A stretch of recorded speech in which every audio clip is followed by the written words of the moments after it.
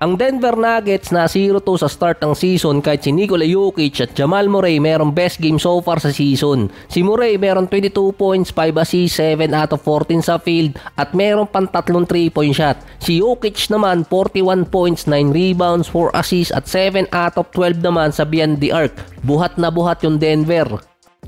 Yung isa sa naging deciding play doon, yung foul ni Aaron Gordon kay James Harden nung nasa 30 seconds ng fourth quarter, tabla ang score sa 103. Challenge ang Nuggets yun pero hindi nila nabawi yung tawag.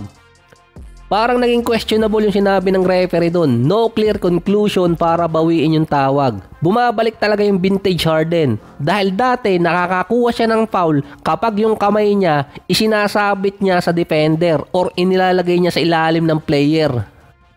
Ito yung ginagawa niya dati sa Houston kaya siya nagiging leader sa free throws. Yung sinabi pang no clear conclusion, base yun sa no inclusive evidence kaya hindi mabawi yung tawag.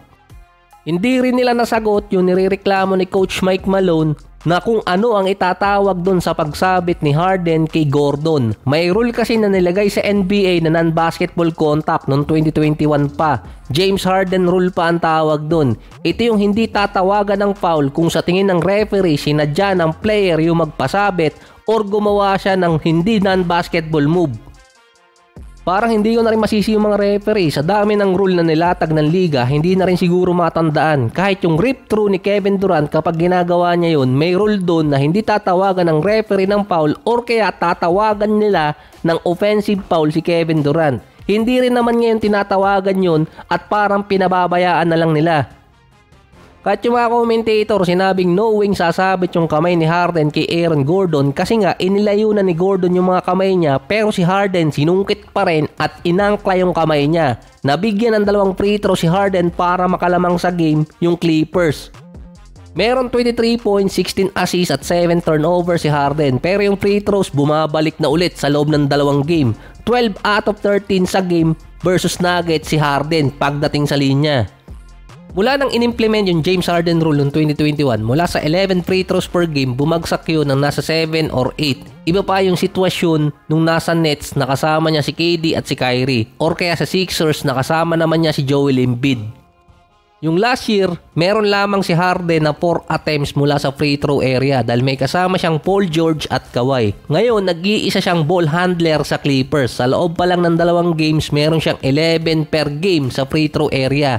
Kapag na-maintain niya yung 8 to 9 free throws per game sa buong season, balik na talaga yung dating James Harden dahil pinagmalaki niyang binago ng NBA yung rule para makasabay sa kanya.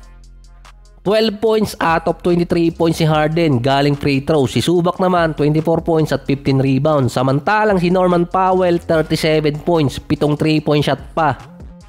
So mukhang malakas yung Clippers ngayon. Nakalamang pa sila ng 18 points sa game kontra Denver. Mabawasan lang yung turnover ni Harden, marami pang pahihirapan na team. Mukhang ganun din kagaling si Tyronn Lue. Basta may isang superstar na natitira sa team niya, kaya pang manalo. Ang sunod namang kalaban ng Clippers ay Golden State sa October 28 at yung Portland naman sa October 31. Ang Nuggets naman kahit na 0-2 sa simula ng season ay hindi pa naman dapat mag-alala. Bukod siguro sa maaga pa yung season, ang Denver din noong 2021 ay 1-4 sa first 5 games. Ang sunod nilang makakalaban ay Toronto at Brooklyn Nets, back-to-back game yon sa October 29 and 30. Bago nila makaka-rematch yung Minnesota sa November 2. So sabi ko nga dati, ang Nuggets may until December pa para mag-decide sa kanilang lineup para dun sa isa nilang player pa.